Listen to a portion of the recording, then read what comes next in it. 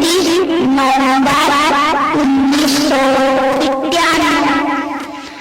भंडारे के पावन पर्व सुबह का सत्संग सुनिए। जय गुरुदेव। करता मनोज भाई इंदौर। जय। आप बराबर ऐसे ही खड़े रहिए और चलते रहिए, पूजा कर लीजिए और वहां से प्रसाद लीजिएगा। कोई लेने गुरुदेव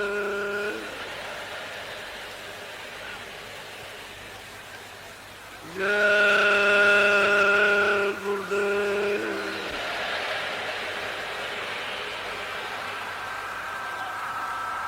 जय गुरुदेव। नाम कृष्णा।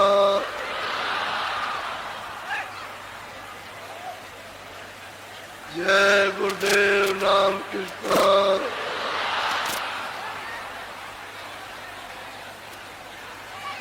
जय गुरुदेव। नाम कृष्णा।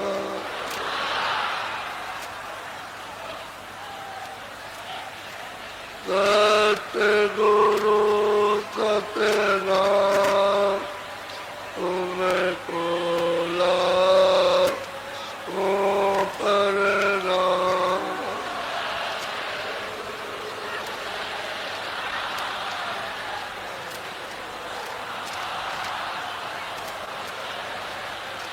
सत्य गुरु सत्य नाम तुम्हें खोला कर नाम।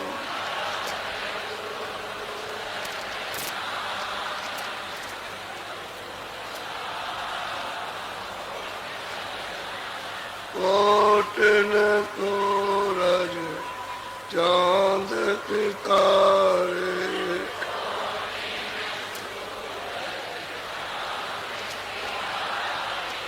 कोटिन सूरज चांद सितारे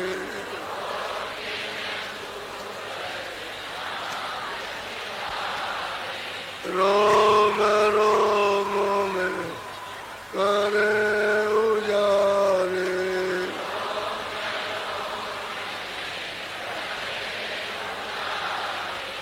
रोम रोम में करे उजारे।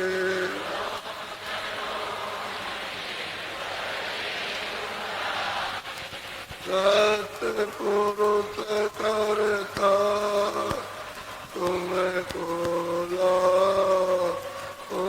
पर नाम।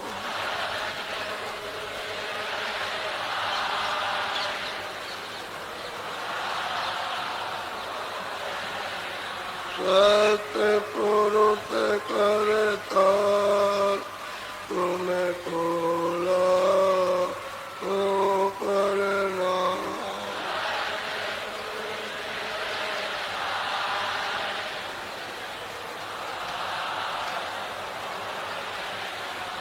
अरबों सूरज चांद सितारे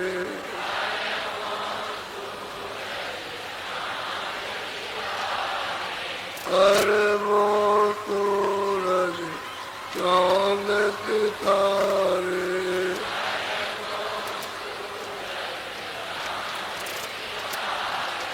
रोम रोम में करे उजारे।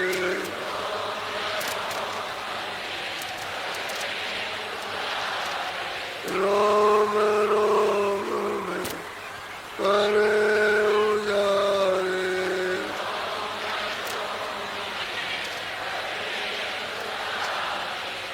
अलग पुरुष करता तुम्हें खोला पर नाम।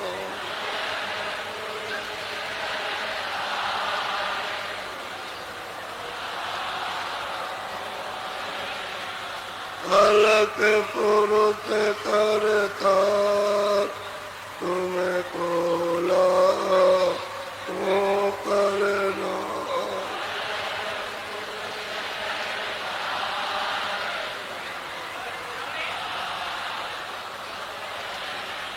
खरबो सूरज चांद सितारे,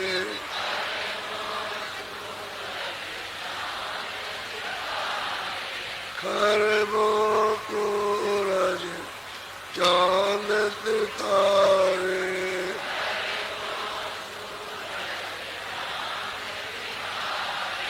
रोम रोम में करे उजारे,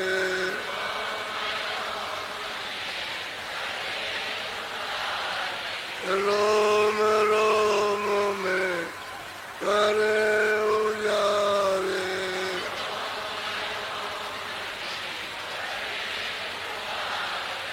अगम पुरुष करतार तुम्हें खोला ओ करना,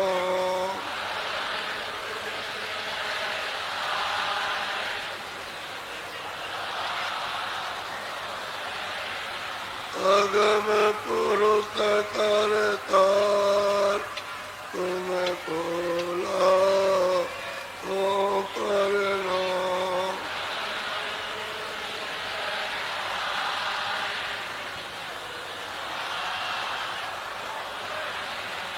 नील नील सखी बान उतारे,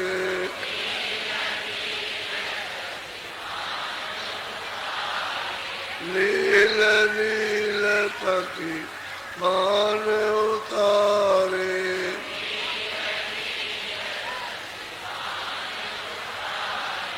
रोम रोम में करे उजारे,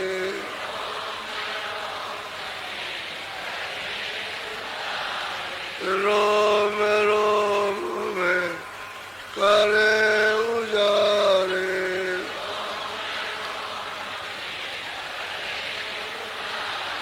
अनामी पुरुष करता तुम्हें खोला वो करना,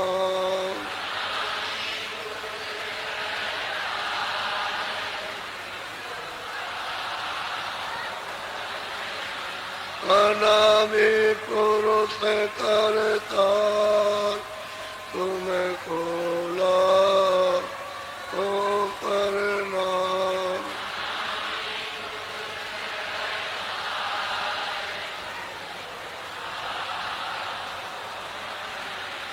तुम्हें खोला वो करना,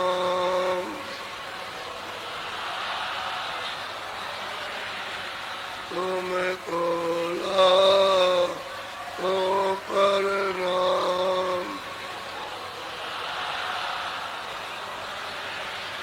सत्य गुरु सतनाम तुम्हें खोला वो करना,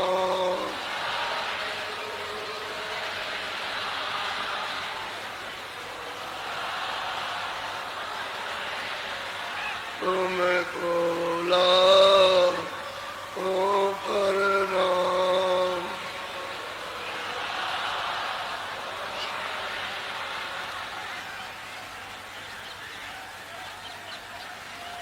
नर नारी बच्चों बच्चियों, ये छोटी महिमा नहीं है, ये अकथनीय महिमा है।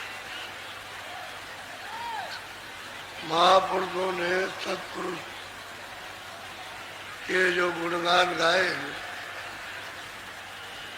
और आगे भी गाएंगे, ये बहुत छोटा है। जो वर्णन किया है कोटान को सूर्यों का और चांद का प्रकाश एक एक रोम में, ये तो ना के बराबर। ये जो इशारा किया है ये ना के बराबर संकेत है। इससे कहीं यानी अनगिनत ज्यादा ये सत्पुरुष का प्रकाश है। ये सतलोक की रचना है, सत्पुरुष उसके मालिक हैं। यही से जितने भी मंडल बने सब इन्होंने ही बनाए। जितने भी लोग लोकांतर इन्हें साधक गिन नहीं सकता, देख सकता है, देख तो सकता है लेकिन गिन नहीं सकता। इतने मंडल, इतने लोग जो उन्होंने अनंतों अनंतों लोग एक एक स्थान पर बनाए, सब सत्पुरुष सत्लोक से रचना की और उनकी आवाज धत्कार,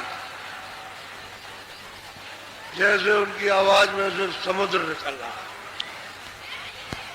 तो ये सब समुद्र जो है, पृथ्वी को भी समुद्र कर दिया जाए तब भी कुछ नहीं। इतनी बड़ी आवाज उनमें से निकली और सतलोक के नीचे उन्होंने पूरी रचना के मंडल, लोग मंडल कहते हैं, लोग बना के सब पहले से ही तैयार कर दिया। ये जो पार्टीशन हो गए तो बाद में, अभी उन्होंने कोई नहीं पार्टीशन किया था। पार्टीशन जब होगा जब इनको भेजा जाएगा। पहले तो उन्होंने यहाँ से लेकर के उन्हीं का बनाया और ऊपर में जो स्वर्ग वैकुंठ मंडल, स्वर्ग वैकुंठ की रचना नहीं की, मंडल बना दिया, जैसे आकाश बना दिया होता। ये उसी आवाज का और नीचे से ऊपर तक सब उसी आवाज पर तना है, सब उसी पर सब खिंचे हुए, इसलिए ऐसा मालूम होता है। तो ऐसा कहो कि कोई जगह उन्होंने कोई पार्टीशन खंड नहीं बनाया था। जब ये भेजेंगे वहां पे अपने 16 पुत्रों को तब खंड बन जाएगा। तो जब उन्होंने नीचे उतारा तो उतारने वाली आवाज अलग है। वो आवाज तो मंडल बनाने वाली थी, उसने तो मंडल बना दिया और ये आवाज इनको भेजेगी। तो इनको जब भेजा तो इन्होंने स्थान बनाया। तो पहला स्थान भंवर, उस पर सोहन को बैठा दिया सतपुरुष। नीचे स्थान 10वां, उस पर पारब्रह्म को बैठा दिया। उसके नीचे स्थान ब्रह्म का त्रिकुटी में ला करके बैठा दिया। नीचे स्थान है सैदल कमल, इस पर ईश्वर निरंजन भगवान खुदा और गाड बैठे हुए और 12 है उनके अलग। वो 12, ये तो 4 हो गए और 12 हो गए, 16 पुत्र उनके बड़े बड़े मंडल उन्होंने बना दिए। तो जब इन्होंने स्थान निहित कर दिया, उसमें बैठा दिया तो खंड बन जाएगा। वो खंड बनेगा, फिर पार्टीशन हो जाएगा। बस ये तो रचना उन्होंने यानी बहुत विद्वत सत्पुरुष ने की, क्योंकि उसके लिए समय चाहिए वर्णन करने के लिए। तो जो कुछ भी वर्णन किया जाएगा सब इशारा, वहां की यहाँ कोई चीज है नहीं। और छाया भी अगर कही जाए तो छाया का भी हिसाब नहीं बैठता, खाली एक इशारा कर दिया जाता है। बाकी जो वहां है वो यहाँ कुछ नहीं। लेकिन अब कुछ न कुछ तो उसके लिए चिन्ह आधार यानी रखा जाए। साधक के लिए कहा कि जब तुम चलोगे तो ये सब देखते चलोगे और ज्ञान हासिल। तीसरी आंख। फिर जब इन्होंने अपनी पूर्ण तपस्या कर ली, सब ने एक लक्ष्य उसका ध्यान करते रहे, कभी टूटा नहीं, तो सतपुरुष ने सबसे खुश हो गया। तो बात असली ही है, रचना तो सतपुरुष ने सतलोक से, और वो यहाँ आते नहीं हो तो नहाए नहाए के तो और वो मतलब यह है कि सागर है। तो जब खुश हो गए इनकी तपस्या से, इनके ध्यान से, इन्होंने खूब सेवा की, लेकिन स्थान नहीं छोड़ सकते, क्योंकि उनका हुक्म था कि जिस स्थान पे बैठा दिया वही रहो, वही रह जा नहीं सकते। ऐसा उन्होंने अपना रखा कि स्थान नहीं छोड़ा, वही बैठ करके तब सब करते रहे, खुश।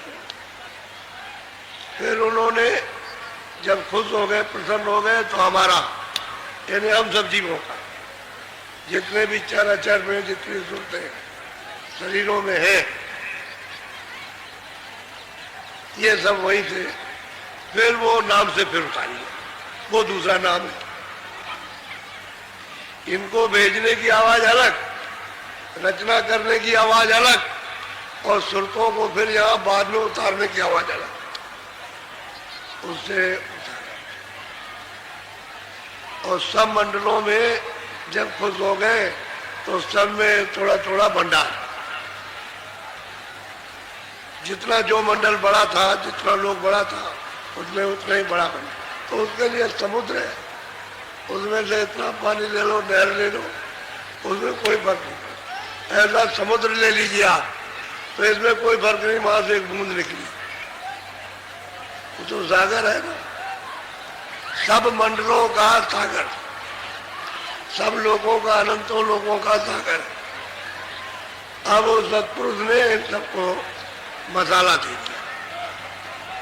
पहले तो सब उसी में था, तो मसाले को सबको निकाल दिया। कुछ मसाला इन्होंने मंडल के साथ में उतार दिया, कुछ मसाला इन्होंने इनके साथ उतार दिया, और बचा खुचा मसाला जब संतों को उतारा तो उसके साथ में उतार दिया।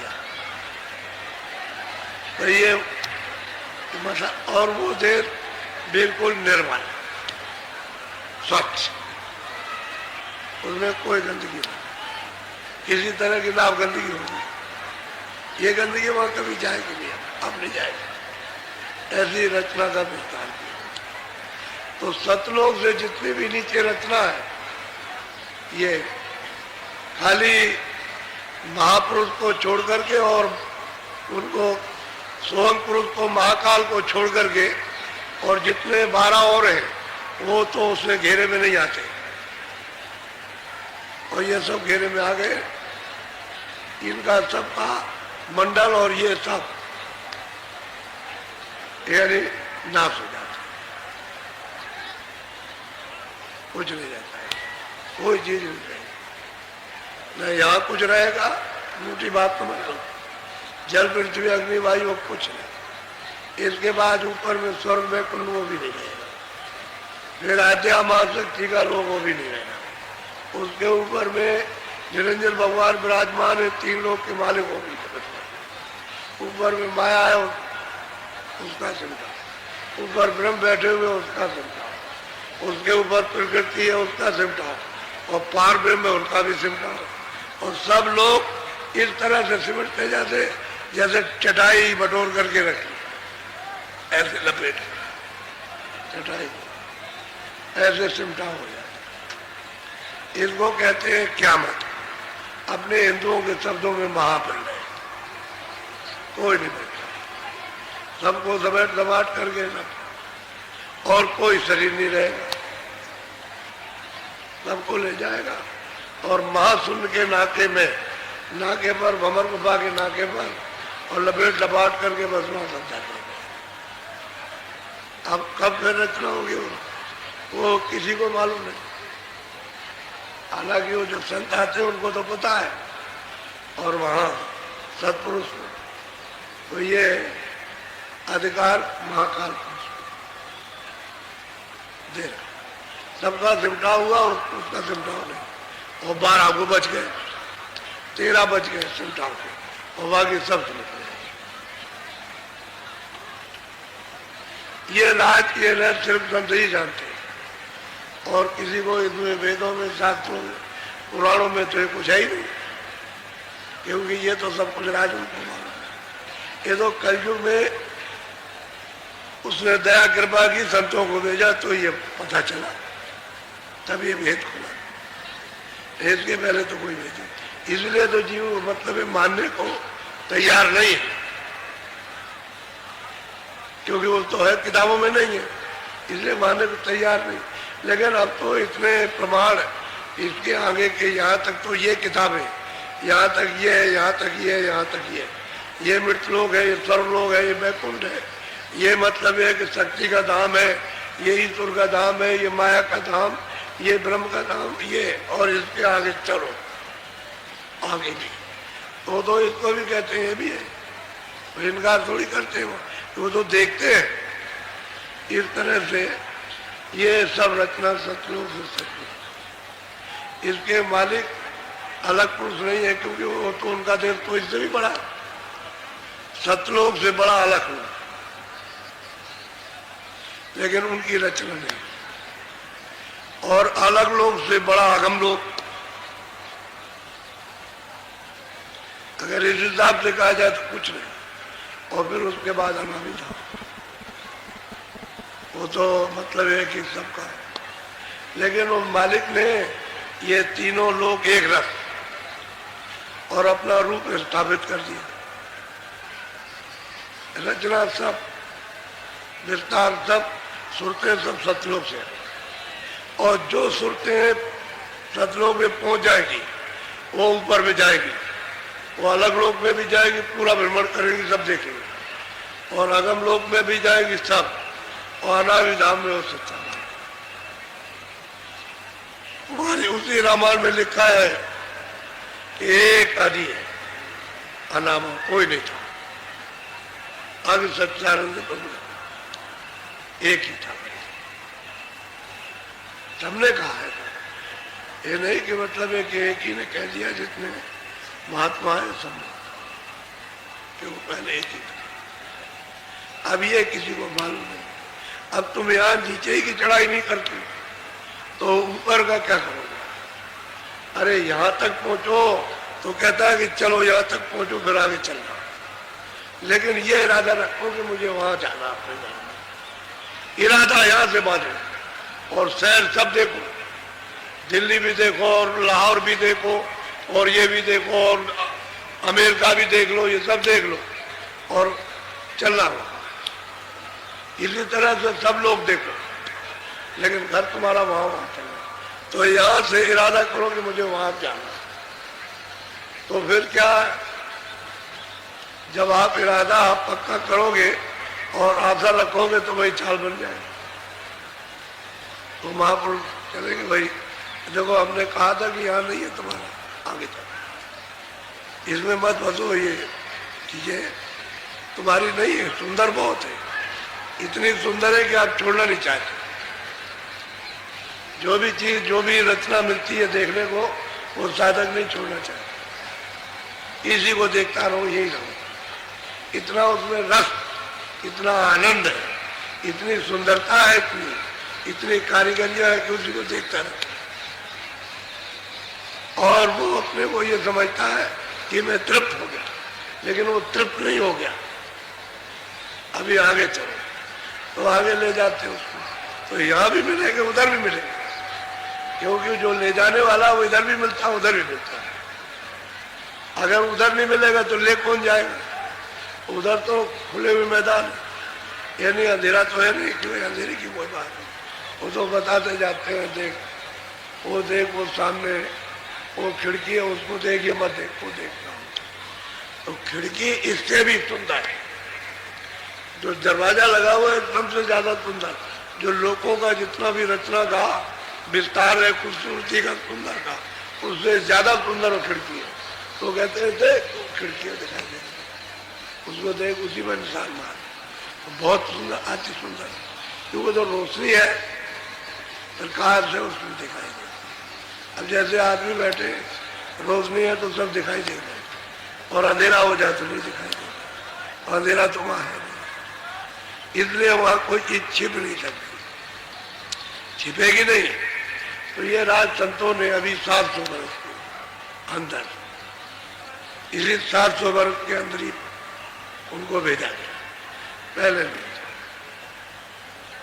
पहले संतरी से जो संत थे, पहले जब सूरतें उतारी गई तो गोपनीय संत थे, वो तो गोपनीय अब भी है, लेकिन उनको कोई पहचान नहीं सकता, जरा सा इतना ही पहचान सकता है कि बहुत सीधे हैं, और इसके अलावा उनमें क्या है क्या नहीं कुछ नहीं जानता। और रोज दरबार में हाजिरी देते हैं, रोज यहाँ से जाएंगे चढ़ करके और वहाँ हाजिरी देंगे, दरवाजा तो ही है, यहाँ से चढ़ाई शुरू होती है, तो उनका तो दरवाजा खुला हुआ है, रोज आते हैं, रोज आते हैं, उनके लिए किसी भी मंडल में कोई रोक टोक नहीं है। तो वो तो अब भी है, पहले भी थे, अब भी, और आगे भी रहेंगे, उनको कोई नहीं जानता।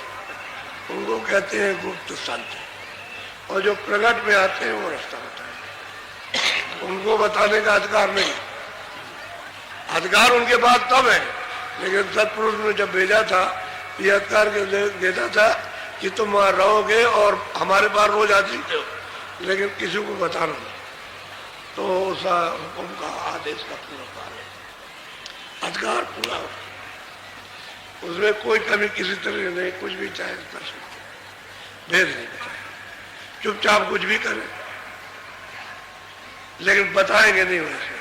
और जो संत आए प्रगट में वो बताते, उनको गुप्त रहने का आदेश नहीं कि जीवों को जगाओ, चिताओ, ले आओ, ये है।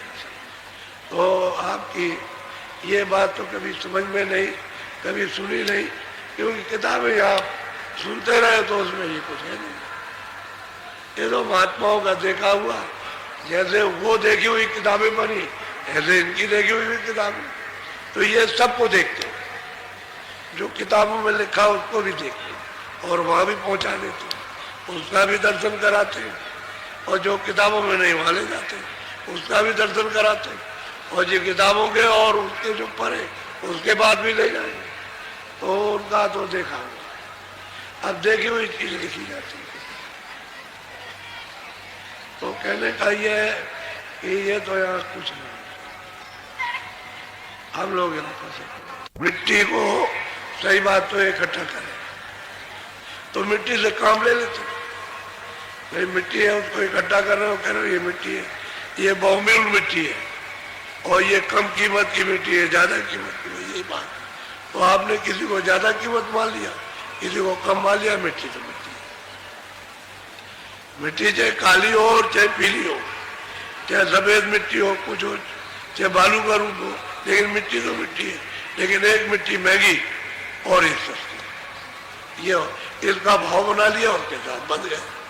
अब ये कच्चा भाव है, यानी क्षणिक भाव है, लेकिन उस क्षणिक भाव के साथ कच्चे के साथ बन गया, अपनी सब शक्ति को उसमें बांध दिया। तो सूरत के पास जो शक्ति थी वो बिखेर दिया। अब सूरत दोनों आंखों के पीछे बैठी, अब समेट नहीं पाती, अपने आप नहीं, अपनी चीज अपने आप नहीं समेट पाई, क्यों? इसका प्रकाश फैल गया, और जगह जगह जगह जगह जहाँ जहाँ जन्म लिया, जिससे प्रेम मोहब्बत किए, बच्चे किए, जिस 84 में नरकों में गए, सब जगह फैल गया। अब इसके बाद सिमटाव की कोई शक्ति रही नहीं, इसलिए अपने आप ये कुछ नहीं कर सकते। जब महात्मा मिलेंगे तो उसको कहेंगे एक काम कर कि मन और बुद्धि चित्त को थोड़ा साथ ले ले, थोड़ा साथ कर, तो तेरी शक्ति का जो बिक्री हुई है सब जगह से और सिमटाव हो जाए, और तू एक से प्रेम कर ले, जो उधर जाता आता उससे प्रेम कर ले। तो वो कहेगा कि भाई अच्छा, बाहर से प्रेम हो गया शरीर से, तो अंदर धसा देगा, तो ये भी छूट गया। तो उस सत्य से प्रेम उसका हो जाएगा, क्योंकि सूरत भी सत्य है और संत भी, नाम भी सत्य है, उस सत्य से प्रेम हो जाएगा। और नाम में प्रकाश है। शब्द भी है उसके अंदर, प्रकाश भी है, आनंद भी है उसमें, अमृत भी है, सब कुछ उसके अंदर है। तो उसमें जब प्यार हो जाएगा तो सिमटाव हो जाएगा। यानी जब सिमटाव होता है सूरत का और सिमट के आती है इसी जगह, और ये सब साफ हो जाता है। ये हृदय, ये दिल है, ये रूह का, सूरत का ये हृदय, जब ये साफ होता है तो ये ऐसा चमकता है कि ये सूरज उसके सामने रोशनी नहीं कर सकता। सूरज के प्रकाश के सामने जो दोनों आंखों के पीछे बैठी हुई है, जब ये साफ हो जाती है तो इसकी रोशनी लज्जित है, धीमी है, मंद है, और सूरज की रोशनी तेज है। ये होता है। अब ये इतना बदलाव है हमारा, हम जहाँ जल में जहाँ गए, जहाँ जन्म लिया, जहाँ मरे, किससे हमने क्या है, किससे क्या, तरह तरह के मतलब ये है कि संबंध किए, तो सब जगह प्रकाश है। वहाँ उलझाऊंगा, तभी तो आप खिंच जाते हो, तभी आपका जरा जो बातें आपको याद नहीं वो सब याद आ जाती। वहाँ चले गए, वहाँ चला गया मन, वहाँ चला गया, वो जरा भाग गया मन, तो ये जैसे शरीर जड़ है, लेकिन अब सूरज चेतन उसके साथ चेतन हो रहा है, चलता फिरता बोलता है, इसी को समझ लीजिए। ऐसे ही मन है, ऐसे ही बुद्धि है, ऐसे ही चित्त है, ऐसे है। अरे चेतन के साथ वो चेतन हो रहा, वैसे जड़ तत्व है, वैसे तत्व है वो सूरज। चेतन नहीं, उसमें आंख नहीं है, उसमें कान नहीं है, उसमें नाक नहीं। ये तो आंख और कान तो सूरज में है, जो सतलोक से उतार के लाई गई। असल में ये भेद किसी को मालूम है, और आपने कभी इस तरह से मत करिए, सत्संग कभी सुना नहीं, कभी 15 मिनट में आए, कभी आधा घंटा, और फिर उसके बाद में फिर आपको कभी मिला नहीं। ये तो सत्संग थोड़ा सुनने का था, तभी सुझाव होगा। आप मामूली नहीं फंसे। काल भगवान ने इतना आपको कर्मों में जकड़ करके फंसा लिया और ऐसी जंजीरें लगा दी कि अपने आप तोड़ ही नहीं सकते और उससे खुल नहीं सकते, बंद गए। तो जंजीरें फांसी लगा दी। अब जीव छड़बड़ाता है लेकिन छूट नहीं सकता। अब वो महात्मा आते तभी ये बेड़ियों को काटेंगे। और आप क्या, एक सोना पैदा किया, बहुत अच्छा है, एक बेड़ी डाल दी उसको सोने की, और एक डाल दी उसको मतलब लोहे की। तो आप लोहे की बेड़ी की तो कोई बात ही नहीं करते, तो सोने की लोहे की बेड़ी की बात करते हो। लेकिन उनसे पूछा जाए कि तुम चल सकते हो और हाथ से कोई काम कर सकते हो? कहे भाई मेरा हाथ भी बंधा है, मेरे पैर भी बंधे, ना मैं काम कर सकता हूँ, मैं चल सकता हूँ। तो दोनों बेड़ियां बंधन है, शुभ कर्म भी बंधन है, अशुभ कर्म भी बंधन। एक लोहे की बेड़ी, एक सोने की बेड़ी, दोनों ने जकड़ लिया। अब इससे खुल नहीं सकते। अब बात बाहर तक, जब इसके पर्दे को सुबह अशुभ को उड़ा दे, घाट पर बैठ के खुल जाएगा, तभी खुलेगा। ये तो ऐसा जकड़ के उसको बांध करके रखा है कि अपने आप नहीं कर सकते। इसी का हार है। और उनका लक्ष्य हार, कितने मतलब है लक्ष्य रोज का हार होता है। इसी का तो होता है कि इसको दिया, 100 की पूंजी दी, इसको इतनी, इसको इतनी, इसको इतनी, इसकी खत्म हुई, चलो चलो चलो, और उसको फिर ला के डाला, इसको खत्म, उसको लाया, इसको। ये उनका कारखाना बराबर, यानी अंदर किस तरह से ताना बाना ऐसे सुनते आ रही जा रही है। इस सैकड़ों धाराओं पर ये इतनी बारीक धाराएं, इतनी बारीक किरणें उन्हीं पर सुनते आती और जाती, आती जा खजा खच, वो दृश्य देखने का अनोखा है। तो ये बेड़ियां जब कटेंगी, जब उनके बगैर बेड़ी नहीं, ये पाप उनकी बेड़ी ही नहीं कर सकती। इसके लिए और महापुरुषों की तलाश को आपने कभी की नहीं, इच्छा की नहीं। अब तो आपने महापुरुषों के बारे में ये सुनना शुरू किया है। पहले तो महापुरुषों के बारे में जानते हैं। महापुरुष तो आप जानते हैं, तो कोई दाढ़ी होगी, कोई बाल होंगे, कोई गेरू कपड़े होंगे, कोई सफेद होंगे, और कोई पढ़े लिखे होंगे, कोई अंग्रेजी बोलता होगा, कोई फारसी, कोई उर्दू बोलता होगा, कोई कुछ। तो यही बात समझा, यही बात, ये बात पढ़ना लिखना ये कोई कपड़ा भेद दूसरा महापुरुष। जो सूरत यहाँ से आजाद हो गई और सतलोक में गई, उसको वहां करते हैं, उन्हीं का नाम संत। और जो वहां नहीं पहुंचा वो कोई भी संत नहीं, एक भी। किसी वेशभूषा में रहो कोई संत, और जो पहुंच गया वही संत है। तो असल में ऐसी महिमा तो आपने कभी सुनी। अभी जाने मिले।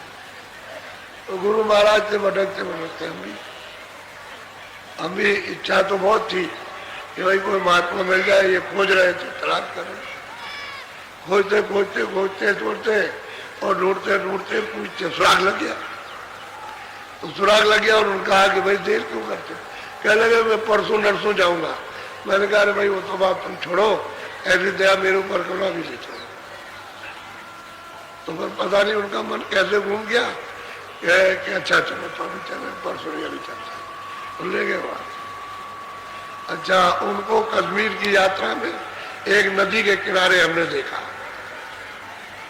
ऐसे बैठे हुए थे। जब पूछा कोई रास्ता तो मिलता नहीं, कोई भी किसी तरह से, तो झगड़ा चल रहा था उसके, तो ऐसा दिन में आया कि मर जाओ। तो बस उसी समय पर थोड़ा सा एक झटका लगा तंद्रा का, ऐसे जैसे कि बुद्धि सो गई हो। तो उसी में सामने एक खड़े हुए आकर के कह लगे तुमको घबराना नहीं है, हम तुमको बुला लेंगे। घबराए भाई, सुंदर शक्ल थी, बड़ा सुंदर रूप था, बड़ा मनमोहन था। और हमने देखा उनको देख करके तो हमारा तो विचार ही बदल गया। तो ये सोचने लगे ये कहाँ मिलेंगे। बस ये पूछते रहे तो एक पंजाब में त्रिकालदर्शी मिले, सादे कपड़ों में गिरफ्तार, सब में त्रिकाल। कह लगे हम तीनों काल की बात बताते हैं। हमको बड़ी श्रद्धा हो गई कि मैं बताया, फिर घर ले गए, वहां बताया उन्होंने, सब बताया। और तो हमको और भी श्रद्धा हुई। तो उन्होंने कहा देखो ये बात कि जिस चीज की तुम खोज कर रहे हो वो हमारे पास नहीं है, हमारे पास नहीं है। जो चीज खोज रहे हो, लेकिन इतना हम बता देंगे कि 6 महीने में मिल जाएगी। जो चीज खोज रहे हो 6 महीने में मिलेगी। तो उनकी बात हमने ध्यान में रखी और वो जो दर्शन दे गए तो बराबर याद रहा। तो खोजते रहे। इसी मथुरा में आए तो एक प्रेमी ने कहा कि अरे महापुरुष तो वहां रहते हैं जो रोज आते जाते हैं। ये होने अरे तो उनको हमने कहा भाई किसी तरह दर्शन करा। तो कह रहे परसों चलेगा। मेरे परसों तो देर हो जाएगी। अरे अभी चले चलो, इसी समय तैयार हो जाए। और गुरु महाराज तो जब हमने उनको देखा तो वो शकल याद आ गई। तो उन्होंने कहा कि बुला तो लिया, चरणों में सिर रखा तो बोले कि बुला तो लिया, बुला दिया। अब वो शकल तो याद आ गई कि यही थे वहां मिले थे। जिन्होंने कहा था कि घबराना नहीं, बुला दिया, यही शकल है। तो अब किसी न किसी तरह से मिल जाता, कोई किसी को कोई बहाना, कोई किसी को कोई बहाना। अब उसने कहा कि 6 महीने में मिल जाएंगे, ये भी एक बहाना। फिर वहां से खोजते आए तो ये भी मिल गया कि ये चलो हम मिला दे। इतना ही कहा कि रोज मिलते जुलते मालिक के पास जाते, तो चलो। तो फिर वो शकल तो याद थी, मुझे नहीं ऐसी शकल थी। तो बस जब वो देखा उनको तो कहीं तो कहने का ये कहीं ना कहीं जब खोज होती है कि भाई कोई मिल जाए, अपने को क्या मालूम है किसको खोज रहे और किस क्या है उसके पास, वो क्या देगा। लेकिन खोज जो है संस्कार अंदर जोड़ करते हैं कि भाई खोजो ढूंढो कोई मिल जाएगा। और बहुत से लोग कहेंगे तो हमारे चेले बन जाए, आप बना लो, हमको तो आगे नहीं कैसे बनेंगे, अपने को पता नहीं है। चले गए हमने क्या रुके होके गए नहीं, हमको पता नहीं क्या बात है अंदर से, तो हमारा मन नहीं बैठता। ऐसा हम तो कुछ खोज रहे हैं तो उसकी तलाश में इसमें नहीं फंसे। तो मिल गया करके फिर उनका इतना मोटा था, बात तंदुरुस्त था। और फिर उसके बाद तो ये सब बैठे हुए देखते कैसा हो गया, महीनों में शरीर गल गया। आदमी की शकल पहचान मिल गया कि बाबा जी वही आए थे, वही है, कहीं और है। तो स्वामी जी महाराज ने लोगों से कहा अरे भाई तुम किसी को क्या जानते हो कि कौन क्या है, कौन जीवता है, किस दया होती है। कहने का मतलब यह है कि अपने को क्या ज्ञान है, कुछ नहीं ज्ञान। अब जो कुछ है कृपा करे, दया करे, वो हो सकता है। बाकी कुछ जीव क्या कर सकता, जीव क्या करेगा, वो तो बेबस है, कर्मों की जाल में फंसा है, लाचार है। अब उसके पास तो कोई औषधि है नहीं है कि वो निकल के चला है। भाई तो ये है कि पाप पुण्य कर लो अपना बैठे। अब ये तो साधन ऊपर जाने का है, ये रास्ता ही पर जाने का और सुलभ है, इसमें कुछ नहीं, कोई परेशानी, कोई योग तो है नहीं तो भाई प्राणायाम योग है, तकलीफ होगी, कुछ नहीं। अपने साधारण भोजन करो और प्रमत करिए कि इधर से ख्याल धीरे धीरे हटा करके, और नाम का कलयुग में प्रभाव, नाम बड़ा सुलभ है।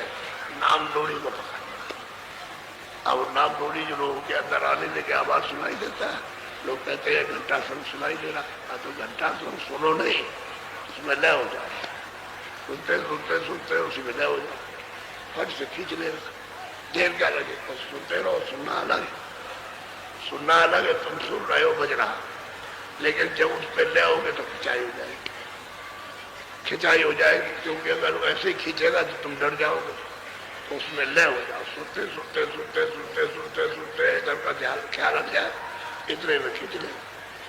अब कोई कुछ कहता है, कोई कुछ कहता है, कोई कुछ कहता है, कोई कहता है उसमें प्रकाश आता है, तो सब है, लेकिन तुमको जो बताया गया वो करो तो सब कुछ है। इसी तरह से सब कुछ होने लगता है, करने से सब कुछ होता है। कार्य के निमित्त मत करो, सच्चे दरवाजे पर बैठ करके तो जल्दी हो रही है, और वो भी नहीं करते हो तो क्या, आदत तो पड़नी चाहिए, क्योंकि कभी तो बैठे नहीं। अच्छा, कोई आदमी बाहर बैठा दूसरा देखता है ऐसे कर, ऐसे ये क्या कर रहा, कपड़ा ओढ़ करके बैठा हुआ। अगर आपने कह दिया भजन कर रहे तो कहना तुम बेवकूफ आदमी, तुमने दुनिया में ऐसा कभी देखा भजन करते हुए किसी को? अरे ऐसे कहीं भजन किया जाता है? अब वो ये इसीलिए तो कहते हैं कपड़ा डालिए करो, वो देखेगा कान बंद है, इधर आँख बंद है, भजन कर रहा है, ये कौन सा भजन, ये भजन है? और तब लोग जानते ही नहीं भजन किसको कहते हैं।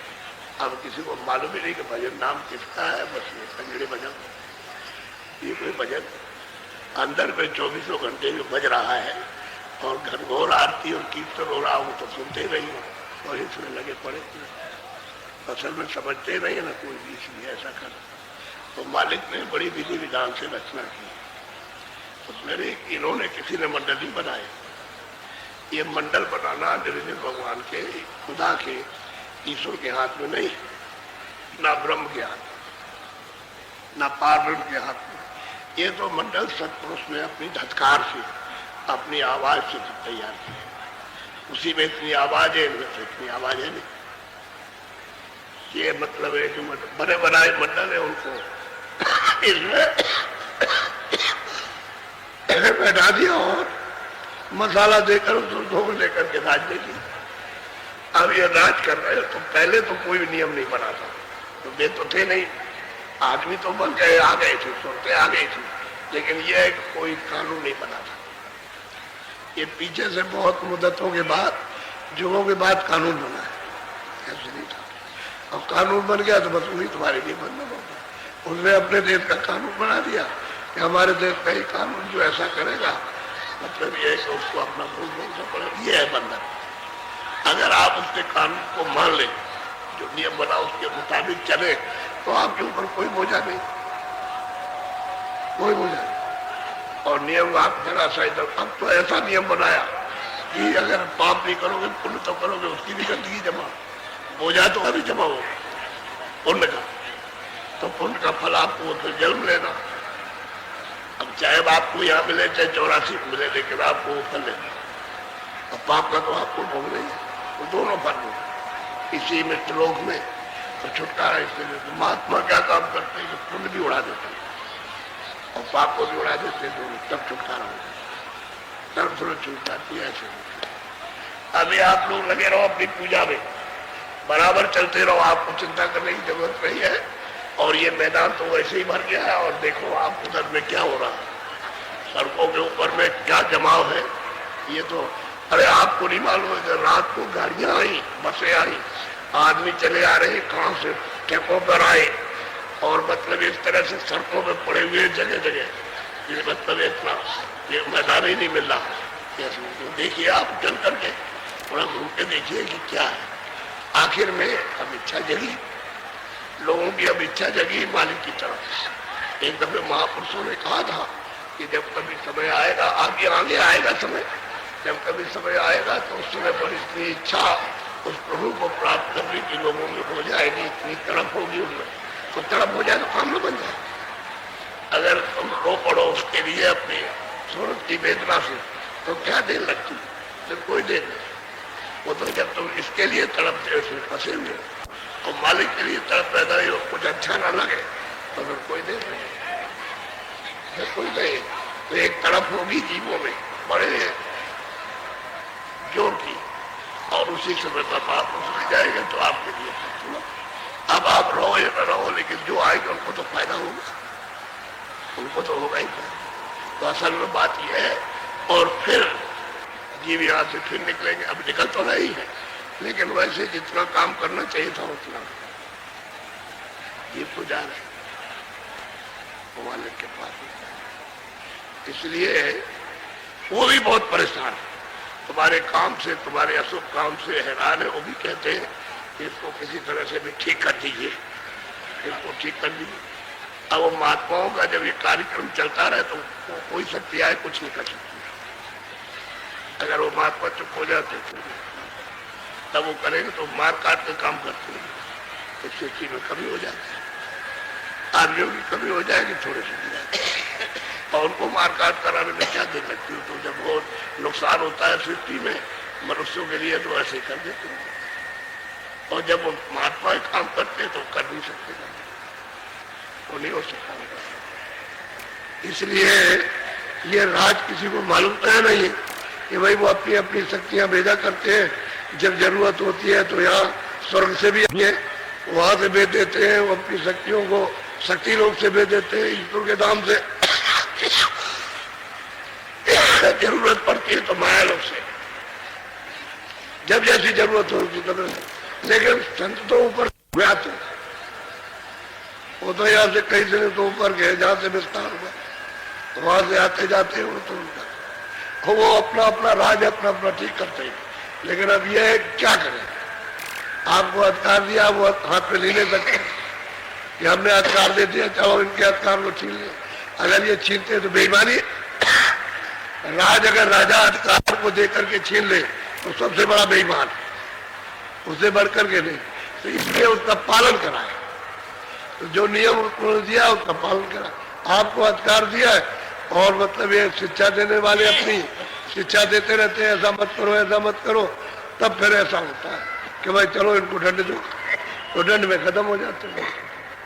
बड़ी विधान विधान से सभाएं करते हैं, ऐसे नहीं करते हैं बहुत, ताकि कोई उनके ऊपर में आक्षेप। आपको अधिकार दिया है और मतलब ये शिक्षा देने वाले अपनी शिक्षा देते रहते हैं ऐसा मत करो ऐसा मत करो, तब फिर ऐसा होता है कि भाई चलो इनको दंड दो, तो दंड में खत्म हो जाते हैं। बड़ी विधान विधान से सभाएं करते हैं, ऐसे नहीं करते हैं बहुत, ताकि कोई उनके ऊपर में आक्षेप ना आए। और महात्मा सफाई करते हैं, जीवों को माफ करते हैं, उसके बोझों को टाल देते हैं, साफ कर देते हैं बोझा। उनके पास इतनी प्रज्वलित अग्नि है, उनके पास में को कुछ रहता ही नहीं। लेकिन ये मिलना चाहिए, दया हो जाए और आप उसको साफ न करने तो ये आपकी गलती की बात। वो कहते हैं दरवाजे बैठो मैं सफाई करूंगा, दरवाजे पर इधर बैठने पर साबुन लगाना शुरू कर देते हैं, रगड़ते हैं उसको और साफ कर लेते हैं, और आप बैठते ही नहीं भाग जाते हैं। तभी तो जोरदार कहते हैं कि भाई मन बुद्धि थोड़ा तो रोको, तो गिजाई शुरू हो जाए। तो गिजाई होती है ना, तो गिजाई होगी तो एक कालमा वही गंदगी छूटेगी, तो दरवाजे में नहीं बैठते। थोड़ा सा इसी के लिए कहते हैं बैठने में थोड़ा अभ्यास होता है, थोड़ा साधन होता है, इसी की निगरानी रखनी पड़ती है। और क्या कि भाई मन कहीं उस समय न जाए, 2 मिनट बैठो 4 मिनट बैठो 10 मिनट बैठो, थोड़ा यार रोक करके सूरत के साथ बैठो तो बस घिसाई शुरू हो जाए, सफाई होना शुरू हो जाए। वो तो अंजन है, उसको उन्होंने कहा कि नैन अमीद्र के दोष में, नेत्रों में जो दोष आ गया कर्मों का वो धीरे से लगा देंगे आँख को, बस साफ हो जाएगी, मैल कट जाएगा, आँख खुल जाएगी। तो थोड़ा सा जरा और सुन लीजिए। बोलो। गोस्वामी जी महाराज कल आपको जो बता रहे हैं सब जीवों को अपने सामने, जरा उनका और थोड़ा सुन लीजिए।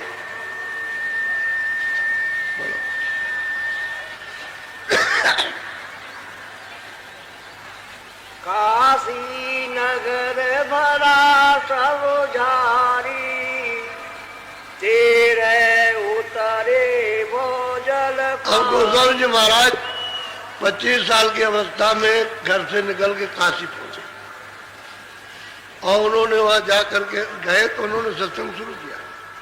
तो उन्होंने अंतर का सब भेद लिखा और सोचा कि चलो ये लोग कुछ जानेंगे और कुछ आ जाएंगे तो पूछेंगे, इनको रास्ता बता देंगे और चलेंगे।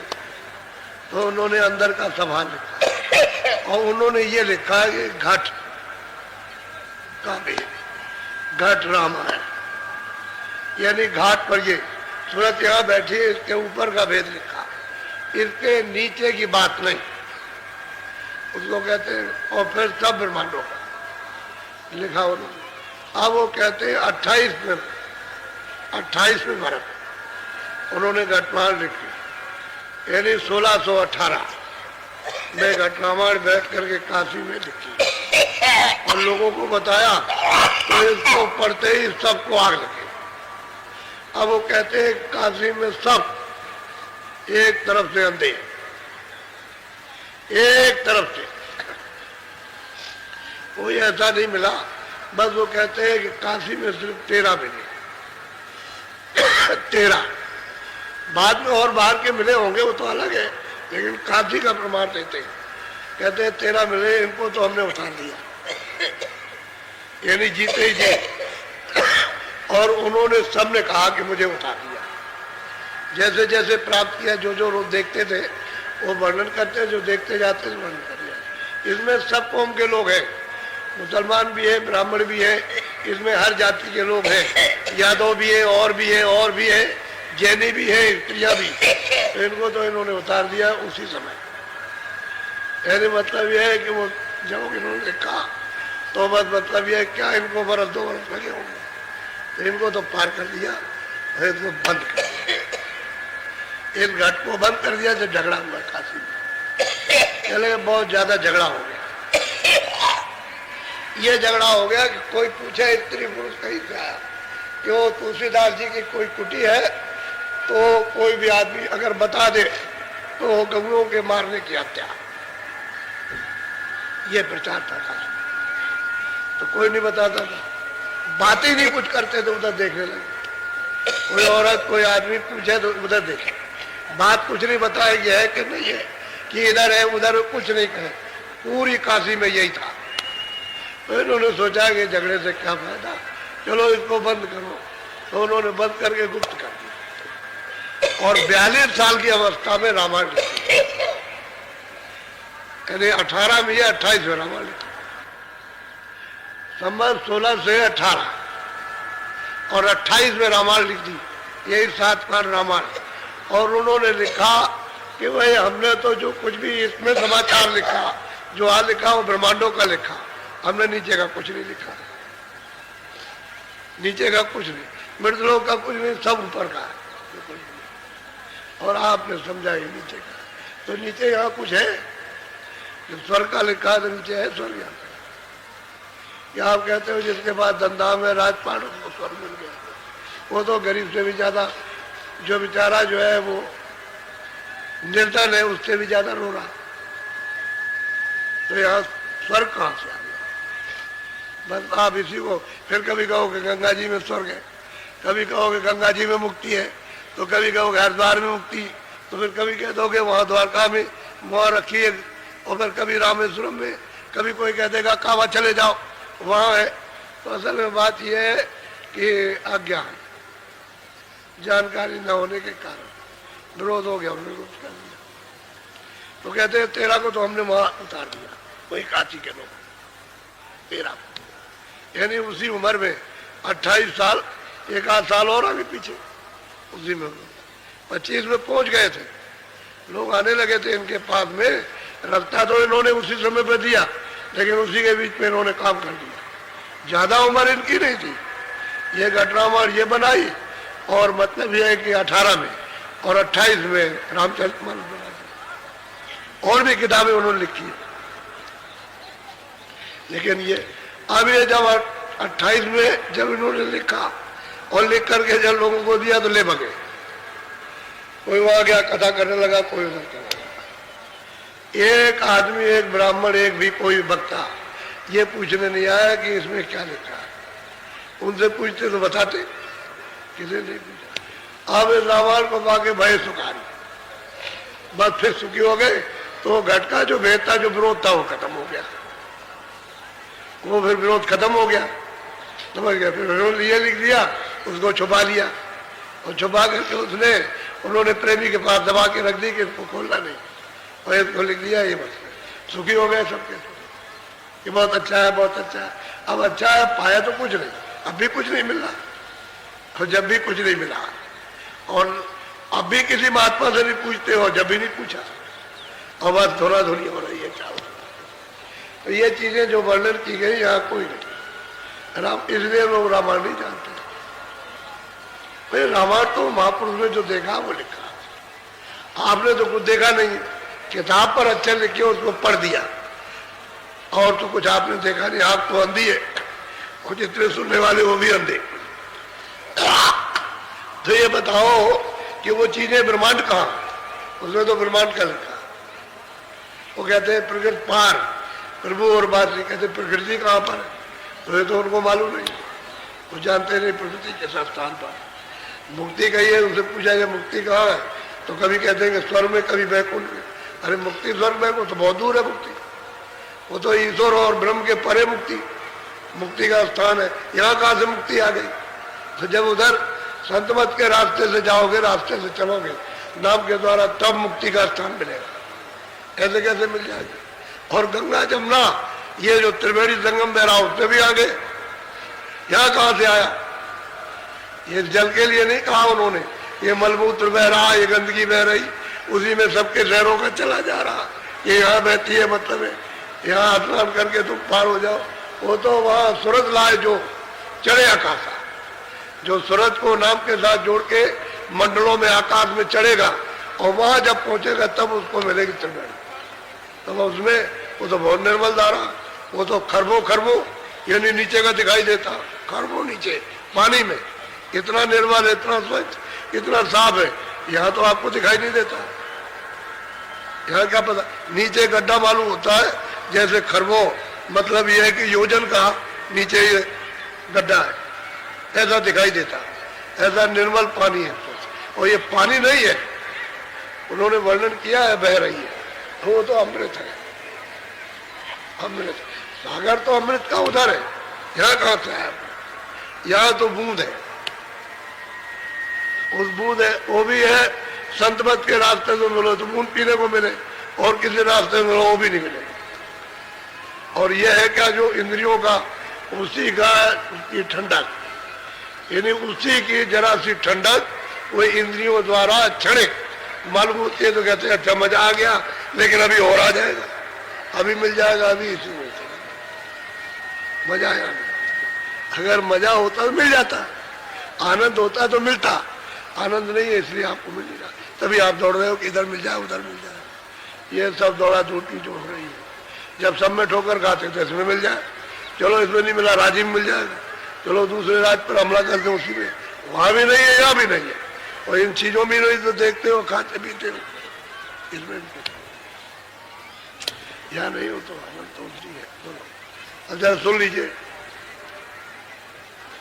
तेरे गए अगमपुर धामा, तिनकी काल न करिए हाना। कहते हैं कि तेरा अगमपुर धाम अपने देश में पहुंच गए, और काल अभी कभी हानि नहीं करेगा, अब ये जीवन मुक्त हो गए, जीवन मुक्त हो गए। अब ना ये जल में गए, न कभी मरे। जहां से आए थे वही, जिस समुद्र से निकास हुआ था बूंद का, उसी में जाकर के सिरा गए, ले हो गए जाकर। कहते हैं अब वो पुष्टि कर रहे हैं, मोहर मार रहे हैं कि काल इनकी हानि नहीं करेगा। और उन्होंने भी पुष्टि कर दी कि मैं पार हो गया, पाने वाले ने भी पुष्टि की, और ये कहा ये सब अंधे उन्होंने। अब बताओ, उनको लोग कहते हैं ये भी अंधे हो गए।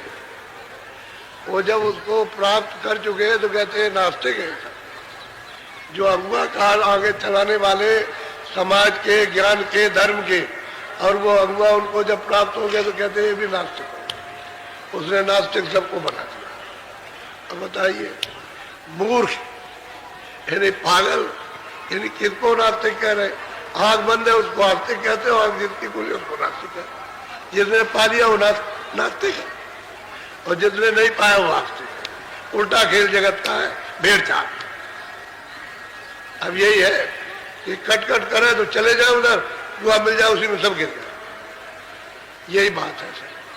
तो कहीं वहां पर तो कहते तेरा उतरे बहुजल पारी, अब इनका काल कभी यानी कर्मों के चक्कर में नहीं जा सकते, नहीं इनका जन्म होगा नहीं इनका मरण होगा। ये तो अविचल स्थान पर जो चलायमान नहीं होता वो कौन? बोलो। काल जाल जम पास न आवे, जन्म मरण विधि। अब बिल्कुल एक बात बता रहे कि काल का जाल यानी कर्मों का जो जाल फैलाया पाप पुण्य, कहते हैं पाप कभी आएगा ही कभी नहीं आएगा, और जन्म मरण कभी होगा, यहाँ आएगा ही नहीं। जन्म मरण तो जो यहाँ आया उसका होता है, जो यहाँ नहीं कभी आएगा उसका जन्म मरण। वहां तो सदा एक रस है। बोलो।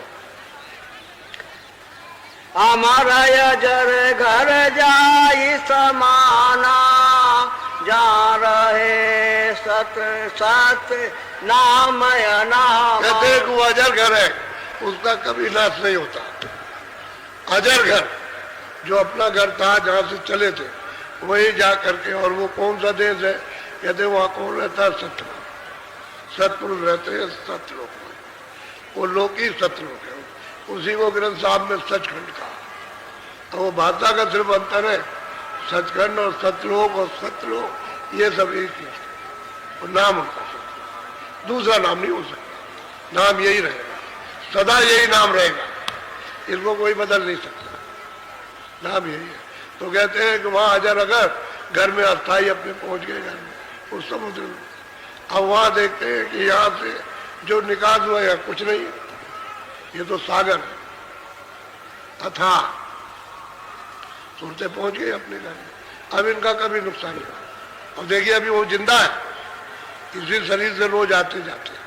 अरे अभी कितने दिन की बात है, 400 वर्ष 450 वर्ष काशी में हुए, ये आते और जाते, औरतें भी आती, स्त्रियां भी पहुंच गए, वो भी आती जाती है, वो आ रही जा रही आ रही।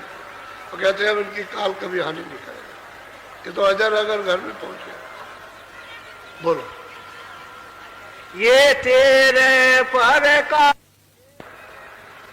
अनोखे देश, और यहाँ नहीं है इतने बड़े बड़े बड़े बड़े विशाल फाटक कि जिसको देखते ही रह जाए।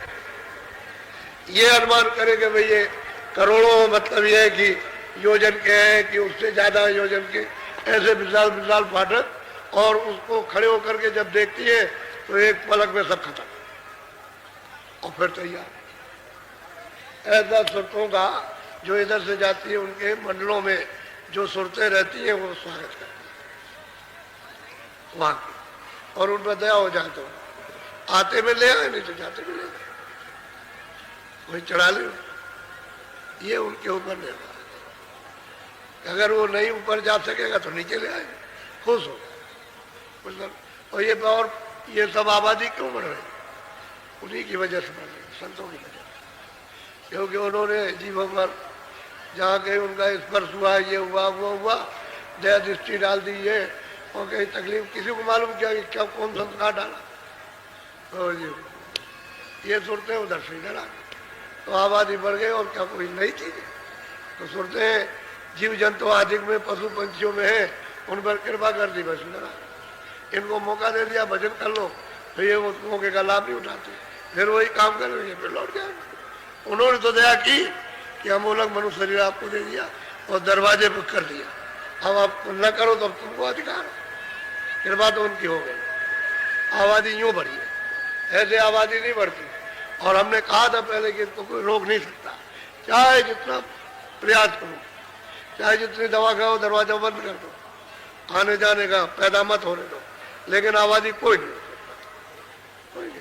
ये हमने पहले 40 साल पहले कहा था, ये काम मत करो, ऐसा तुम जो कुछ भी है होने दो, जो आने जाने का रास्ता खोले रहो, ब्रह्मचारी हो जाओ।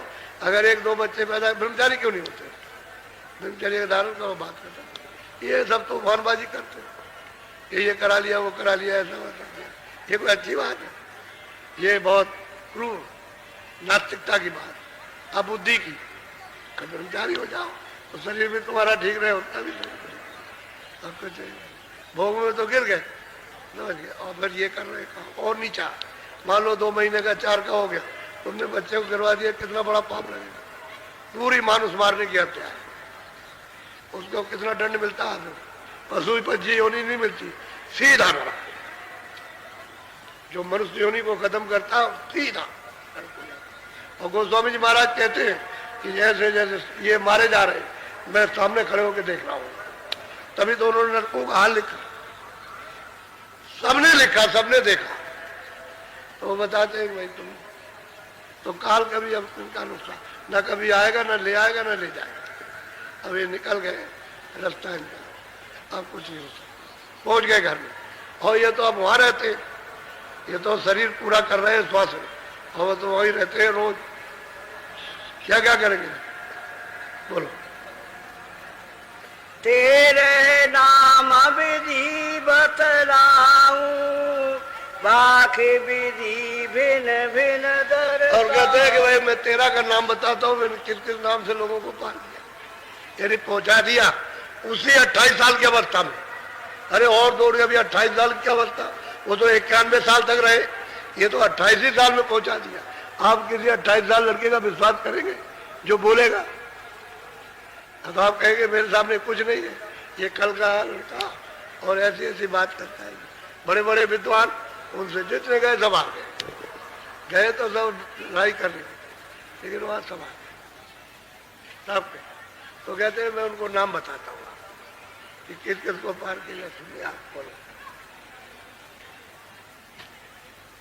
करिया नाम रहे एक नारी, सैनी दूजी नाम। कहते हैं जैन मत की स्त्रियां थी, ये 2 स्त्रियां, एक करिया और एक सैनी। ये जैन मत के, जैन मत का मतलब है कि बिल्कुल एकदम रूढ़वादी हूँ, उसमें से निकल के इनके पास ऐसे पहुंचा, ऐसे पहुंची थी वो। इनका पूरा विवरण सुने तो आपको आश्चर्य हो, ऐसे नहीं पहुंच गई थी। ये शहर में ढूंढती फिरे कि हमको उनकी कुटी बता दीजिए, कोई ना बताए। 20 मिले, 50 मिले, 100 मिले, और मुंह फेर ले। ये पूछती पूछती पूछती ये रोज ये काम करती रही, और किसी ने काशी में उनकी कुटी नहीं बताई, और कौन नहीं जानता था कि वो वहां रहते वरुण नदी के किनारे। तो कहते हैं कि एक तो करिया, एक से ये दोनों जैन मत की थी। बोलो। कर्मा धर्मा श्रावक जैनी, ये उतरे भोजन की। कहते हैं कि वो कर्मा और धर्मा, कहते हैं जैन मत के थे, इनको उतार दिया। दोनों स्त्रियां वो, 2 ये, 4 हो गए। बोलो। अगम द्वार चल गए अगाधा, सुरत गई अगमपुर धाम। कहते हैं वो अगम द्वार पर गए, और सूरत उनकी वहां पहुंची, वो अगम जी, अगम घर में पहुंची, और बस उन्होंने वहां निवास किया। उस सतपुरुष के दर्शन किए, जीना वो तो दर्शन होता है, तो दर्शन तो इन्होंने सबका किया, जितने भी नीचे खुदा और ईश्वर और ब्रह्म और पार ब्रह्म सबका दर्शन किया। कहते हैं उसका दर्शन, जो सबका मालिक है, उसका जा करके वो गए हो अपने अगम घर में, और साक्षात्कार दर्शन। वो तो दर्शन सबको होता है जो पहुंचेगा। बोलो। शेख तकी तक भये नियारे, खुद खुदाई रब लाए के। कहते हैं शेख तकी जो मियाँ थे, ये मजिस्ट्रेट में मजिस्ट्रेट थे काशी, इंसाफ करते थे, और इनका इंसाफ उसमें बड़ा मशहूर था। अब ये कैसे इनके पास पहुंचे, तो बड़ा अजीब गरीब बहाना है। तो ये शेख तकी इनको रास्ता बताया, और कहते हैं 28 साल के अंदर इनको ही पहुंचा दिया, ये शेख तकी। और जितने भी मुसलमान थे सबने इनको छोड़ दिया, सबने छोड़ दिया। पहले वो कुछ नहीं हो तो मतलब मजहब के खिलाफ, सबने छोड़ा। बोलो। 5 में ये हो गए, 2 कर्मा धर्मा और 2 नारियां, और ये शेख तकी मियाँ मजिस्ट्रेट, ये हो गए 5। बोलो। पंडित तीनों नाम बखानो, दो तो नैन श्यामा कहते 3 पंडित है, 2 का नाम है यानी नैनू और श्यामा। ये 2 पंडित ये हो गए। हाँ,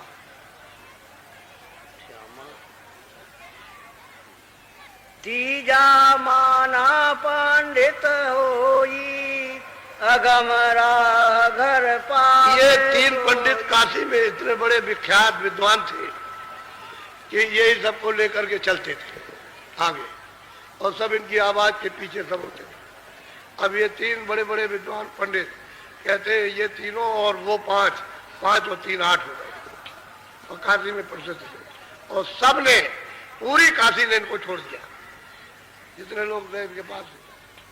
और ये संपन्न थे, धन से धाम से संपन्न थे हर तरह से। कोई इनको कोई तकलीफ नहीं थी किसी तरह की। अब ये मतलब ये, अब लेकिन ये है कि अब हार गए उससे, तो क्या करें जब सत्य वस्तु मिले, तो अब उनके पीछे क्या अंधेरे में।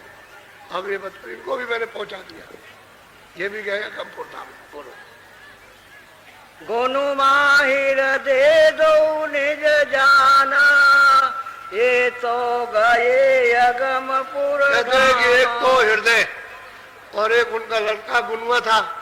कहते ये तो हृदय तो मेरे राजेपुर में मैंने इसको काम कर दिया था, राजेपुर में ये पहुंच गया था, यही तो मुझको यहाँ काशी ले आया। नहीं मैं तो काशी, मैं तो किसी को जानता नहीं था, इसी की वजह से इसके कारण काशी आया। तो इसको तो मैंने राजेपुर में पहुंचा दिया था, जब मैं वहां था, घर नहीं छोड़ा था तभी। और ये गुनवा उसके लड़का था, लखनऊ में नौकर, ये पहुंच गया वहां। अब ये पहुंचा तो अब इसने प्रश्न किया और लग गया, और इसको रास्ता बताया कि इसको भी अगमपुर पहुंचाया, ये भी पहुंचा। तो 8, 9 और 10 हो गए। बोलो फूल दास और रेवती दासा, इनका भया अगमपुर। बस कहते फूलदास और रेवतीदास। फूलदास कबीर चौरा के मान थे, बहुत बड़े मान थे उस समय पर, और बोलवाला था मान का। और उनका जो चेला था वो रेवतीदास। ये जब बड़ा शोर मचा तो इनके पास लोग गए कि भाई तुम्हारा मत कहते हो हमारा सबसे ऊंचा है, और वो देखो एक आया हुआ है, वो मतलब एक क्या कहता है, तो तुम जरा से जाओ उसको पछाड़ दो, हरा दो। तो ये वहां गए, तो वैसे तो साधु भाव में थे, गए उन्होंने बहुत कुछ किया, उनका उनको उत्तर दे दिया। उत्तर प्रश्न करते जाओ, उत्तर लेते जाओ, प्रश्न करो, उत्तर। बात मतलब ये, अंत में उन्होंने पूछा कि भाई जो इसमें लिखा तुमने अपनी आंख से देखा? कह रहे हमने आंख खरीद तो फिर क्या पढ़ते हो? जब नहीं देखा तो क्या मानते हो? वो तो उन्होंने शब्द बताया, नाम बताया। कबीरदास जी ने शब्द और नाम बताया, उसके द्वारा चढ़ाया, तुम चढ़े, तो कुछ नहीं बस चुपचाप हो गए। और वहां से इन्होंने आज्ञा ली कि मैं जा रहा हूं, तो रास्ते ही में इनका विचार बदल गया कि वो तो सब कूड़ा काम और बेकार का और कुछ नहीं है, और मतलब ये एक ऐसी वस्तु कहाँ मिलेगी। तो बस उन्होंने रेवतीदास को कहा कि इधर आने, कहा ये सेली ले और इस पालकी में बैठ, मैंने तुझको हाथ से मान बना दिया, बनाया मान, और जा तू कभी चौराहा स्थान पर जाके बैठ जा, और मैं तो उनके चरणों में रहूंगा, मैं उनके चरण छोड़ के कहीं नहीं जा सकता। बात सेली पहरा दी उसको और पालकी में बैठा दिया, लौट के पैदल आ गए।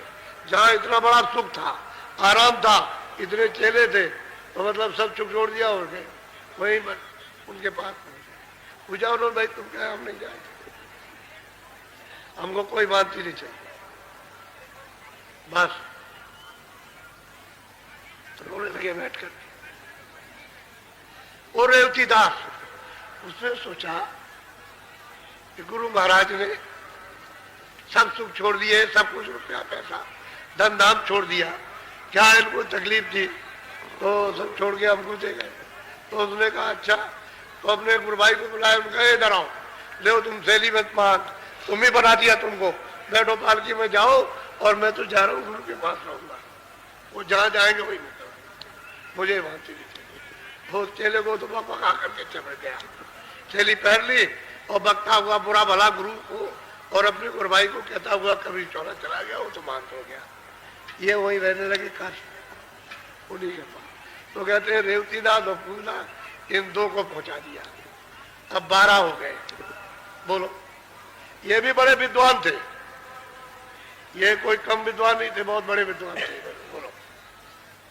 प्रिय लाल एक जाते गोसाई सूरत शैल अगम घर। कहते हैं कि प्रियलाल की सूरत ने आसमानों की, ब्रह्मांडों की सैल की और इनको भी आगम घर में पहुंचा दिया। ये पहुंच गए और उन्होंने सब अपना जो कुछ भी अभ्यास था पूरा विवरण लिखा।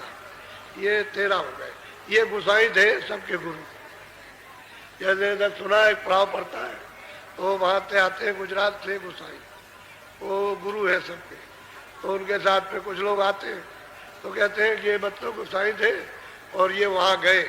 तो इनका साधु भाव था, लेकिन प्रश्न इन्होंने किया और चुप होते जाए, प्रश्न करते जाए, उनको उत्तर मिल जाए, चुप हो जाए, बस फिर वही रह गए। अब इस बात का ये है कि ये तो पहुंच गए घर में, लेकिन जितने चेले बनाए थे और जितने उन्होंने गुरु बनाया था चेलों ने, ये हमारे गुरु है, ये हमारे चेले, उनमें से एक भी चेला गुरु के पास नहीं गया कि भाई तुम यहाँ क्यों रहते हो, जो आपको मिला वो हमको भी मिलेगा, हम भी यही रहेंगे। तो एक भी चेला नहीं आया। वो क्या कहने लगे सबके सबके, हमारा गुरु नास्तिक हो गया, नास्तिक हो गया गुरु, इतना विद्वान। और उसको इन्होंने उनको अपनी अरे कहने लगे बड़ा अच्छा हुआ स्वामी जी महाराज कि हमको इनके बारे में प्रार्थना करनी कि ये मतलब ये बंधे थे हमारे साथ, तो इनका भी उद्धार कर दीजिए। ये छोड़ के चले गए। अच्छा हुआ हमारा ये बोझा टल गया और आपकी कृपा हम पर हो गई। बहुत अच्छा, इन्होंने अपने हाथ छोड़ दिया। नहीं तो मैं आपसे प्रार्थना करता कि इनका भी भला होना चाहिए। वही है, अगम वस्तु जिसको मिल जाए और अपने घर पहुंच जाए, मालिक को प्राप्त कर ले और सबको प्राप्त करे। ब्रह्मा है, विष्णु है, शिव है, देवी और देवता है, सबको। और मतलब यह है कि ईश्वर को, शक्ति को, माया को, ब्रह्म को, जो सबको प्राप्त कर ले, वो मालिक को, जिसने ये सबको भेजा है, तो उसको लोग कहते हैं नास्तिक। अब बताओ आस्तिक कौन? अंधा ही आस्तिक हो सकता है, तो अंधे तो सभी। इसलिए वो कहते हैं ये नास्तिक। एक आँखी का जानने वाला, देखने वाला आ जाएगा।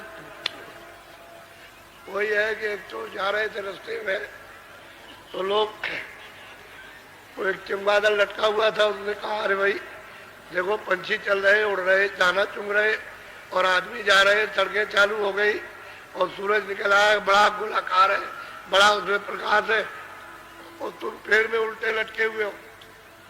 तो कहता है चलो चलो अपना रास्ता ना वो, सूरज वूरज नहीं होता है, तुम्हारी झूठी बात है, हम नहीं मान सकते। कह लगे तुम सबसे पूछ लो, पंछियों से पूछ लो, जानवरों से, आदमियों से पूछो, देखो ये सूरज गोलाकार निकला, सब जगह प्रकाश हो गया। कह लगे हम तुम्हारी बात नहीं मानते। जब तक हमारा गुरु नहीं कहेगा तब तक हम कोई बात नहीं मानते। तो दिन भर बेचारा आँख बंद किए पढ़ा रहा। जब सूरज डूब गया तो अंधेरे में गुरु के पास गया, क्योंकि अंधेरे में उसकी आँख खुलेगी। तो चमगादड़ गुरु के पास गया। गुरु कौन था? उल्लू। उसकी भी आंखें बंद हो जाती है, उसने भी सूरज नहीं देखा, इसने भी नहीं देखा। तो उसने कहा भाई लोग कहते थे कि सूरज निकल आया है, बड़ा गोलाकार है और बड़ा प्रकाश है, सब दिखाई दे रहा और सब लोग जा रहे आ रहे, चुग रहे दाना। कहते बेवकूफ बात नहीं। अरे सूरज तुमने कभी 7 खानदान में भी सुना है? अब उसको गुरु ने ये कह दिया, तो ये बताओ कि वो क्या करे बेचारा। गुरु तो कहता है कि तुम्हारे 7 खानदान में किसी ने कहा कि सूरज होता, तो बीच में सूरज क्यों ले आ रहा? तो अंधे को अंधा मिले तो क्या करेगा? अंधे आंख वाला एक हो, हजारों को रास्ता देगा, बच जाओ इधर गड्ढा उधर से चलेगा, और आंख न रहे सब गिर जाएंगे। ये बात है। तो 13 को तो उन्होंने 28 साल की अवस्था में पार कर दिया। अब बाकी जो अभी रहेगा, बाकी 28 को 91 में घटा दीजिए तो कितना बचेगा? और 42 साल की अवस्था में, यानी सन 28 में इन्होंने रामचरितमानस बनाई, उसको उतना घटा दीजिए आप, वही मतलब 41, तो मतलब 49 वर्ष तक यहाँ रहे। उनसे कभी नहीं पूछा कि रामायण में क्या, ये हमको बता दीजिए। एक आदमी पूछ ले, जो मन में आया वही भाषण किया, और ऐसे अब भी हो रहा है, जो मन में आता वही भाषण करता। और वो खुद लिख रहा है कि मैंने तब बाहर यहाँ जमीन का लिखा ही नहीं, धरती का सब ब्रह्मांडों का लिखा। हाँ ये जरूर है कि वहां की यहाँ छाया है, तो छाया तो असत होती है, छाया तो कभी टिकाऊ होती नहीं, वो तो असत होती है, आज दिखाई देगी कल गायब हो जाएगी, तो छाया है। तो ये छाया को मानते हैं, ये मुक्ति है, ये है, वो है वो, और ये, और जो असली चीज होती है, और वो साफ कहते हैं कि तुमको ऊपर चलना चाहिए था।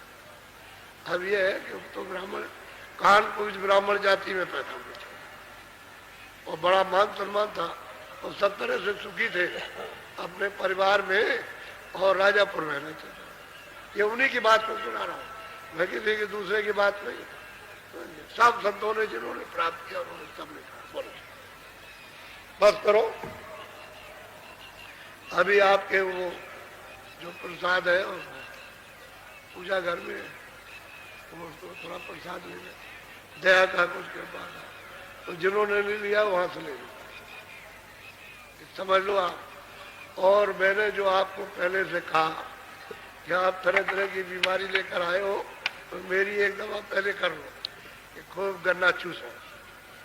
सुबह कहा था सत्संग में आना, खूब चूसो अच्छी तरह से, यहाँ के बाद जाओ बैठ जाओ लेकर के खूब चूसो, धूप में सूरज की तरफ मुँह करके खूब चूसो और चूस करके चाय मत पीना। ये इतनी मेरी बात मानो, चाय कोई जीवन दान थोड़ी है, ये तो तुम्हारी एक आदत पड़ी हुई है बस।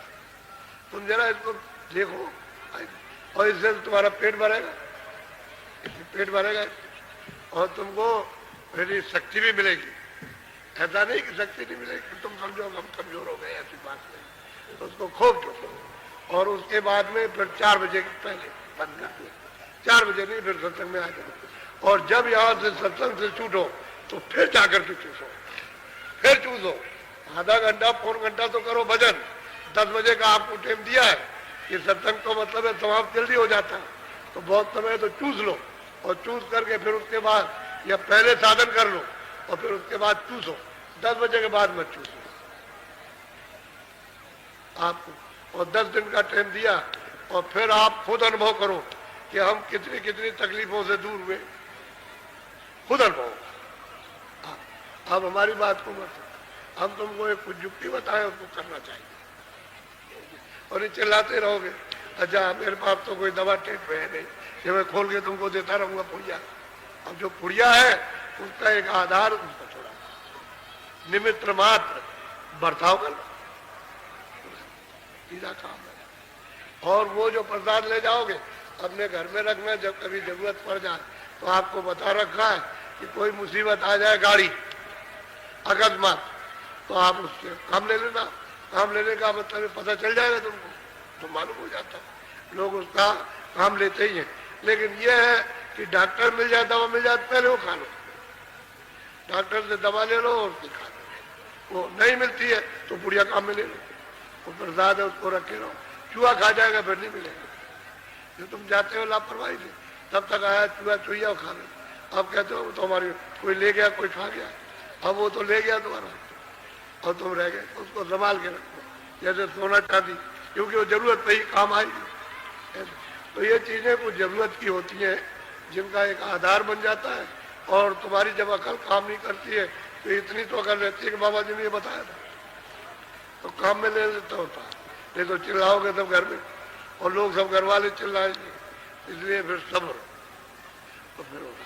जैसे कोई बीमार हो गया अकस्मात गिर गया और बेहोश हो गया, अब समझ नहीं आता, अब चिल्ला रहे सब रोने लगे, तो बुढ़िया को काम ले लो, उसको क्या करो कि उसका मुंह खोलो और मुंह में डाल दो जरा एक चीनी जैसा दाना, ज्यादा उसको कुछ नहीं खिलाना, बस उसी में से चीनी का दाना डाल देना और उसके कान पर मुंह लगाओ और 10 बार जय गुरुदेव भगवान का नाम बोलो। अब जय गुरुदेव प्रभु का नाम बोलो, अब नहीं अब जय गुरुदेव प्रभु का नाम बोलो, ये बोलना बाहर उसको 10 बार बोलो तो देखो अब धीरे से आँख खोल देगा। अगर अच्छा होने वाला होगा तो फिर नहीं, आँख बंद करेगा और जाने का समय होगा तो थोड़ी बार आपको देखेगा, आपको पूछ लेना तो आँख बंद करेगा फिर और जब बातों की पूंजी खत्म हो जाएगी तो फिर उसकी बात तो अलग।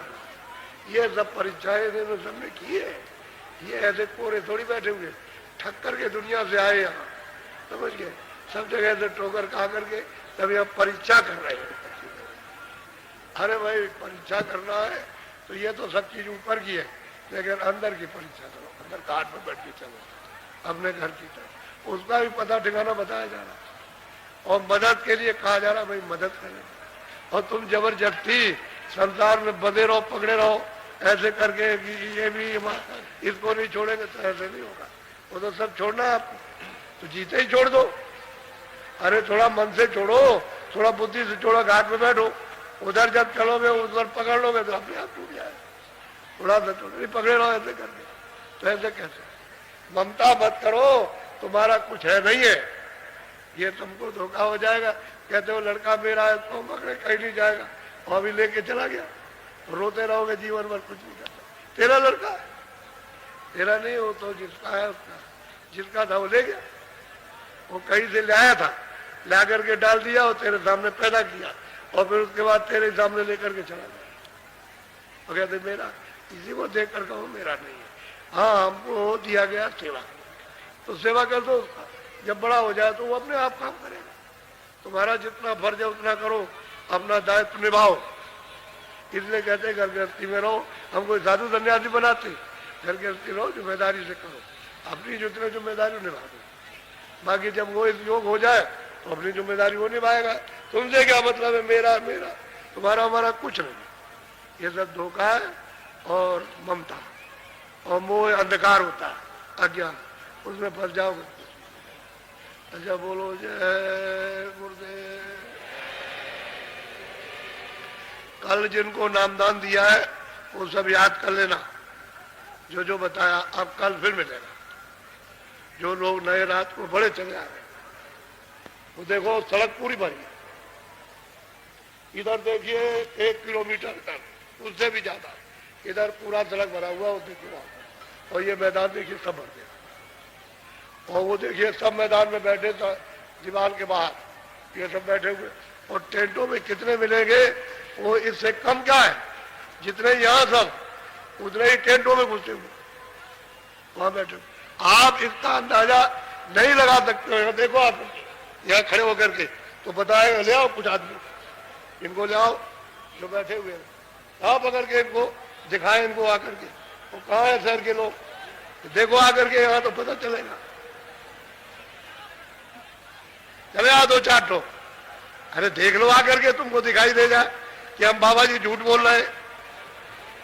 कोई ठगने की बात थोड़ी है ना। कोई बोलेगा नहीं, बैठ जाओ। ए तुम्हारे की, तुम क्यों खड़े हो गए, तुम तो देख ही रहे हो। तुम देखिए इधर, ये देखिए सड़क देखिए, देखिए वो देखिए उस तरह, इधर देखिए आप, इधर देखिए सब सड़क भरी, और टेंटों में कितना बैठा उधर निगाह मारिए आप अपनी अपनी। दो क्यों मैदान में कितने भरे पड़े, पूरा भरा हुआ देखिए।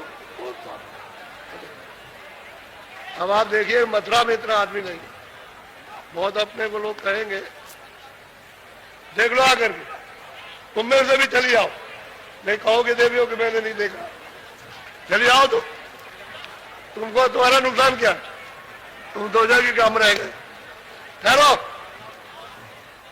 बोलो जय गुरुदेव, बैठ जाओ। अरे अभी तो भजन कराएंगे, भजन, बैठ जाओ। तुम जब तक कहे ना तब तक उठा मत करो। देख लिया तुमने वो तो तुम देखते ही रहते हो। पीछे से जब कभी देखना हो तो पीछे से दीवार के किनारे खड़े हो जाओ, तो सब दिखाई देता रहेगा। उधर वो देखने खड़े हो जाते। हाँ देख लो, अब उतरते जाओ, देख लिया तो उतरिए जी। अब उतर जाइए, और कोई आना चाहेगा चलाएगा। बोलो जय गुरुदेव। बस सबसे बड़ी खसूसियत और खूबी यह है कि मालिक को याद करने लगो और साकारी हो जाओ। देखो कितनी मैं प्रार्थना प्यार से करता हूँ, ये तुम्हारा हित है। सब्जी है, दूध है, घी है, मक्खन है, और मतलब यह है कि खूब अच्छी तरह से अनाज है, खूब खाओ, उतना हजम कर सकते। हम तो कहते हैं सब लोग अच्छे मकान में रहो, अच्छी झोपड़ी में रहो, लेकिन भजन करो, सच्चे मालिक का भजन करो। अब ये बहुत बड़ी चीज, और रास्ता बता रहा हूँ और तुमको करवा रहा हूँ, और फिर ये कहता हूँ चलो तुमको दिखाया जाएगा, तो तुम तैयार हो जाओ। अब इतना नहीं कर सकता तो बोलो क्या करो। अच्छा बैठे रहो, आओ थोड़ा सा भजन पे बैठ जाओ, बैठो भजन पे, कपड़ा डालो सिर पर, अब बैठ जाओ, थोड़ा भजन कर लिया जाए। कपड़ा डालो सिर पर, कपड़ा जरूर पड़ा रहे, उसमें गलती कभी मत करना। एक थोड़ा सा रुमाल रखते रखना, सिर पर डालो कपड़ा, और जो नहीं है वो अपनी आंख और कान बंद करो, मुझे शांति से सुनो दो।